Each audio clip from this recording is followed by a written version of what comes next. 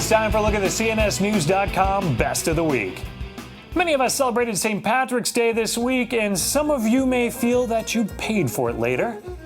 If that's the case, you could say you feel a lot like the government. The money's coming in. Inflation-adjusted federal tax revenues hit a record in the first 5 months of fiscal 2014, but the federal government still managed to run a deficit during that time. That's according to the U.S. Treasury.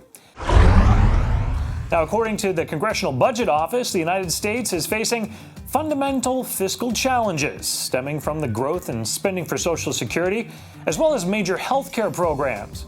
CBO Director Douglas Elmendorf told a gathering in Washington on Tuesday that the financial choices that need to be taken to support Social Security and health care programs will be unpleasant for some. Just a handful, but of very large programs is becoming much more expensive. So we have a choice as a society to either scale back those programs relative to what is promised under current law, or to raise tax revenue to above its historical average to pay for the expansion of those programs, or to cut back on all other spending. Others, well, they don't worry so much about spending. First Lady Michelle Obama has been looking for an opportunity to go to China, a White House official said on Monday, and that she considers it a real treat to take her daughters and her mother with her.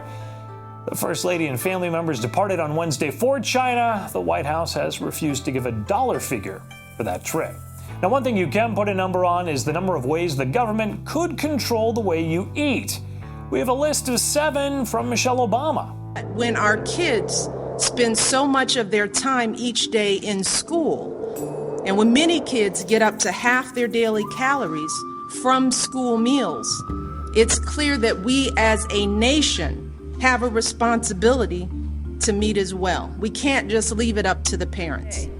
And when many kids spend half of their waking hours and get up to half their daily calories at school, you know that with the food you serve, and more importantly, the lessons you teach, that you're not just shaping their habits and preferences today, you're affecting the choices they're going to make for the rest of their lives. Check out the blog to see the other recommendations. One thing you'll be able to see more of, whether you like it or not, is getting fruved.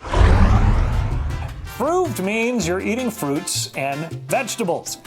The USDA is giving more than $4.8 million to the Get Fruved healthy eating effort, which has already produced some stellar promotional video. Get Fruved! Fruve you! I'll scare people on the way. Not only will it be engaging college-age students, but it aims to work with middle school and elementary children as well. The government says fruit is good, but there seems to be no consensus from administration officials on moose meat. We leave you this week with EPA Administrator Gina McCarthy's controversial comments on a gift of moose meat from a little girl from Alaska. Check out these stories and more. Have a great weekend, everyone. And she later said a jar of moose meat given to her by a little girl in Alaska, quote, could gag a maggot. This is not coming from some random bureaucrat who's never been to Alaska. This was from a cabinet secretary.